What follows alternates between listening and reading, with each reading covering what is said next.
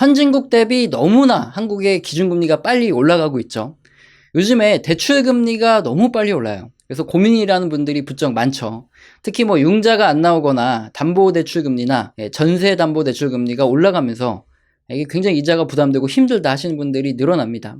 근데 그래프를 보면 완전 짜증이 날 수밖에 없어요. 여기는 이 노란색이 한국의 기준금리고요. 지금 요 갈색이 미국이고 회색이 유로존, 녹색이 일본이죠. 근데 다 똑같이 보시면 미국, 유로존, 일본은 기준금리가 아직도 이렇게 제로입니다. 그런데 한국의 노란색 한국 기준금리만 이렇게 미친듯이 올라가고 있어요. 우리나라는 IMF 기준으로 보면은 선진국이에요. 똑같은. 그리고 MSCI죠. 모건스탠리 캐피털 인터내셔널 기준으로 봤을 때는 MSCI 신흥국 지수에 포함이 돼 있긴 합니다. 근데 뭐 마찬가지로 MSCI에는 중국도 신흥국에 포함이 되니까 IMF 기준으로 봤을 때 우리나라는 선진국으로 보는 게 맞다는 거죠. 네. 우리나라도 선진국인데 왜 우리나라만 이렇게 유독 기준금리를 빨리 올리면서 우리를 힘들게 하냐 이거죠. 오늘은 이 부분에 대해서 한국은행의 통화정책 신용 보고서를 가지고 현재 상황이 어떻게 돌아가기 때문에 기준금리를 이렇게 빨리 올려야 되고 그리고 앞으로 기준금리는 어떻게 될지 이런 부분을 두루두루 한번 알아볼 텐데요. 우선 시작하기 전에 뭐 머리가 가발이 아니냐 이렇게 물어보시는 분들 있는데 가발 아니에요. 이거 내 머리에 가발입니까?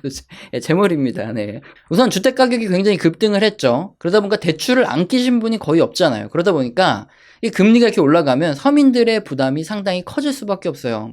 그림은 뭐냐? 이 코픽스 금리라는 건데 한국은행의 기준금리가 올라가잖아요. 그럼 이 코픽스 금리가 올라갑니다. 정확히 코픽스 금리가 뭐라고 물어보신다면 대한민국의 8개 은행의 자금 조달 금리를 이걸 기준으로 결정되는 게 코픽스 금리예요.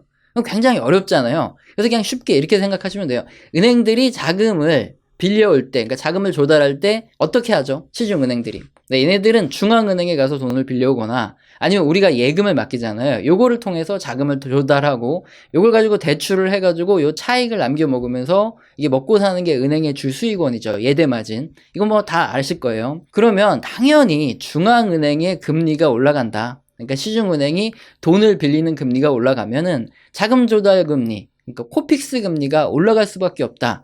요거는 이제 바로 이해가 되시죠? 근데 가장 큰 문제가 뭡니까? 코픽스 금리가 이렇게 올라가면은 대출 금리, 변동 금리가 더 빠르게 미친 듯이 올라간다는 게 문제죠. 여기 그림에서 기준 금리는 코픽스 금리가 되는 거고요. 여기에다가 플러스 가상금리가 더해집니다. 기준금리 플러스 가상금리에다가 또 은행에서 할인을 해주죠. 우대금리. 요거를 빼면은 우리가 받는 대출금리가 딱 나온다 이거죠. 또 이런 내용 설명드리면은 은행 직원이신 분들이 아니다, 안 그런 경우도 있다, 뭐 이러면서 또 전문적인 댓글 달아주시는데 우리 채널은 고품격 주식 재테크 전문 채널이라서 이 타겟이 누구냐? 고품격이기 때문에 경제를 전혀 모르는 뭐 한 초등학생, 중학생, 고등학생 분들 정도면 뭐 알아들을 수 있게 최대한 이제 쉽게 설명해 드리는 요 채널이죠, 우리는. 그러니까 그냥 이해하기 쉬운 일반적인 부분을 말씀드리는 거다. 이렇게 보시면 돼요.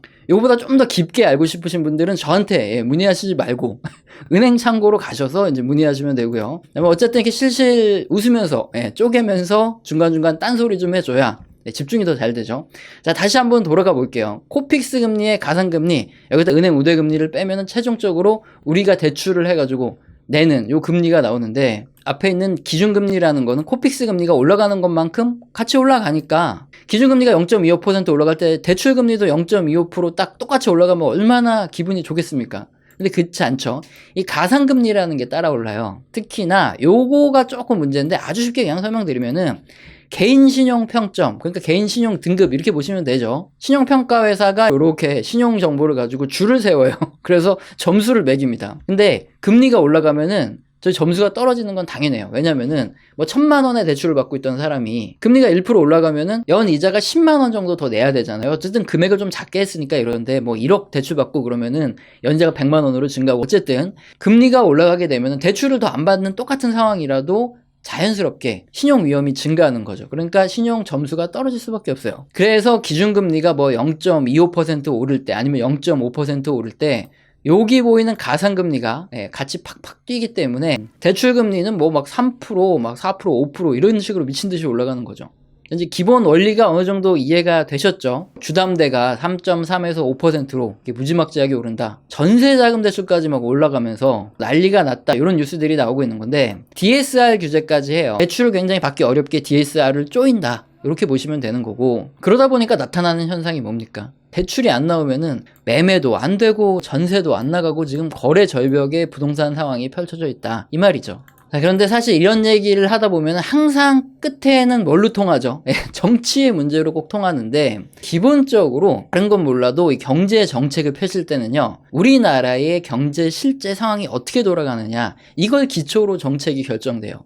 인플레이션이 어마어마하게 심한데 여기다 또 금리를 낮춘다, 이렇게 하면은 욕을 어마어마하게 먹고 이거 통과도 안 되거든요. 그렇게 될 수도 없고, 그러다 보니까 인플레이션이 심하다 그러면 기준금리를 올려서 인플레이션을 잡고 뭐 요러는 게 통화 정책이에요. 이게 정부도 그 정책에 맞춰서 공조를 해 나가는 게 이게 기본의 정책인데, 앞으로 어떤 정책이 나올지 요걸 예측할 때는 어떤 당이 승리하고 어떤 정책을 펼치냐, 요것도 뭐 물론 중요하지만 가장 근본이 되는 건 뭐다? 우리나라의 실물 경제 상황을 보면 정책의 큰 방향, 앞으로 어떻게 할지 이게 보인다, 이걸 알 수 있죠. 그래서 우리는 뭘 봐야 되냐면 한국은행에서 이번 12월에 내놓은 통화정책 신용 보고서를 보면서 우리나라 경제 상황을 한번 제대로 파악하고 앞으로 금리라든가 아니면 정부 정책이 어떻게 될지 이걸 알아보자, 이거죠. 금리 하면은 가장 먼저 봐야 되는 게 뭡니까? 물가 상승률을 가장 먼저 봐야 돼요. 여기 그림에 요 가장 붉은 선 있죠? 요게 바로 우리나라 소비자 물가입니다. 색깔이 비슷해가지고 어쨌든 그림 보시면 올해 4월 이후에 2.5% 이렇게 머물다가 갑자기 10월, 11월 들어가면서 미친듯이 3%, 거의 4%에 가깝게 급등을 합니다. 전월 대비로 한 소비자 물가가 이렇게 미친듯이 뛰어오른다는 거죠. 그 다음에 일반인들이 생각하는 기대 인플레이션, 앞으로 물가가 올라갈 것 같냐 아니면 떨어질 것 같냐, 요것도 보시면 한 3% 가까이 올라갈 것 같다, 앞으로 급등할 것 같다, 이렇게 생각을 하고 있는 거죠. 그러면 여기서 우리가 봐야 될 거는 뭐냐, 요 똑같은 보고서에 나와 있는 한국은행의 통화신용 운영 일반 원칙이라는 겁니다. 그러니까 한국은행은 기준을 어디에다 두고 요거가 넘어가면은 금리를 올리고 떨어뜨리느냐, 요건데 물가 안정 목표가 소비자 물가 상승률을 2%로 맞추겠다, 이렇게 딱 적어놨어요. 그러면 여기 답이 딱 나오는데, 뭐 물론 무조건 뭐 2%만 넘긴다고 금리를 올리겠다, 이건 아니죠. 근데 이 빨간색에 소비자 물가가 일단 기준선이죠. 여기 2%를 넘어가기 시작하면 기준금리를 올린다고 봐야 돼요. 근데 조금 이렇게 러프하게 이렇게 처음에 좀 참아주다가 최근에는 4% 가까이 되니까 2%에서 한참 초과된 거잖아요, 소비자 물가가. 그러다 보면 우리 한국은행 기준금리가 최근에 왜 이렇게 빠르게 올리는지 보이죠. 소비자 물가가 한 2%를 넘어가기 시작하는 요 시점부터 사실상 4월 이후부터는 이제 천천히 올리건 했었어야 맞겠죠. 지금 안 되겠다 싶으니까 확 올릴 수밖에 없는 거다, 요걸 우리가 이해를 할 수 있고요. 특히나 우리는 한국에 살고 있기 때문에 우리 주변만 둘러봐도 물가가 어떻게 될지 조금 예측이 돼요. 특히 요즘에 뭐 식당이라든가 어디를 가셔도 가격을 안 올리는 데가 거의 없어요. 그죠? 그러니까 이게 전반적인 가격 인상이 시장 전체에 펼쳐지고 있다, 이러면은 인플레이션이 좀 쉽게 잡히긴 어렵습니다. 일단 소비자 물가를 봤을 때도 그렇고, 사람들이 생각하는 기대 인플레이션만 봐도 그렇고, 지금까지 상황으로 봤을 땐 좀 빨리 올릴 것 같다, 이렇게 볼 수 있고, 그 다음에 지금 정부에서 대출을 자꾸 조이고 뭐 은행에서도 금리를 올리는 것이 지금 보이는 주택 매매 가격 상승률과 굉장히 큰 연관성이 있을 수밖에 없습니다. 주택은 어떻습니까? 우리나라 물가 상승률이 2% 오를 때는 뭐 주택은 4% 오르고 뭐 이런 식으로 인플레이션을 가장 세게 반영하는 게 바로 주택이죠. 장기적으로 봤을 때. 어쨌든 주택 가격이 오르니까 당연히 같이 올라가는 것들이 있어요. 이게 가계대출이라는 건데, 이게 가계대출이 떨어지네, 이렇게 보시면 안 됩니다. 전 월 대비해서 얼마씩 증가했냐, 이거예요. 5조, 막 10조, 15조, 20조 계속 올라가고 있다는 겁니다. 이게 요 마이너스로 떨어져야지 전월 대비 가계대출이 감소하는 거예요. 거의 감소함 없이 계속 올라오다 보니까 당연히 부동산 가격도 올라간다, 이렇게 이해를 하시면 되는데, 특히나 우리는 통화신용정책 보고서의 요 부분을 좀 유심히 볼 필요가 있어요. 월별로 정부 및 은행들의 가계대출 관리가 강화하고 또 대출금리가 상승하면서 가계대출의 증가세는 점차 둔화되는 모습을 보였다. 이 부분을 왜 봐야 되느냐면은 정부의 정책 목표가 지금 앞으로 이제 글로벌적인 금리 인상이 시작되기 전에 가계대출을 어느 정도 적정 수준으로 좀 줄이고 싶다, 이게 이제 정책 목표예요. 그런데 박스친 부분을 보면은 이 가계대출 관리라든가 대출금리 상승 이런 것들이 어느 정도 영향을 주고 좋은 효과를 내서 가계대출을 감소시키는 모습이 나타나고 있다, 이렇게 하고 있기 때문에 앞으로 정부의 규제라든가 기준금리 인상을 계속해서 어쨌든 정부는 가계대출을 줄이는 용도로 쓰겠다 이건 거죠. 그러다 보니까 일단 당장 뭐 기준금리가 한번 올라가고 뭐 상반기에도 몇 번 더 올라가겠다 이런 것들은 좀 당연해 보일 수밖에 없죠. 그러면 한국은행에서 생각하는 물가 전망을 보면 뭐 금리를 어떻게 하겠다 대충 이제 감은 좀 나오겠죠. 물론 이제 한국은행에서 예상은 계속 바뀝니다. 2022년에 상반기에는 이제 소비자 물가가 전년 대비 2.3% 증가한다.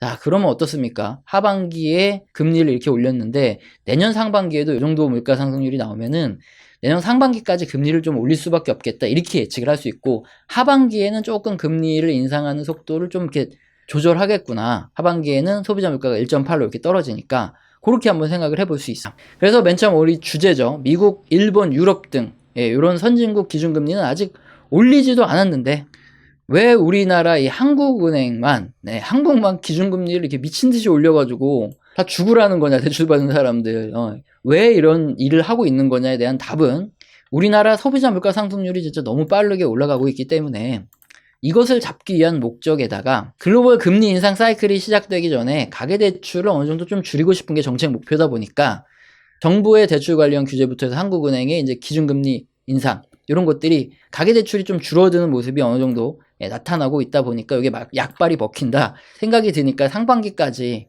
기준금리를 좀 올려서 이걸 좀 더 줄이려고 하는 노력을 계속 할 것 같다. 그래서 이렇게 좀 빨리 올리고 있다. 이게 원인이라고 보면 되는 거죠.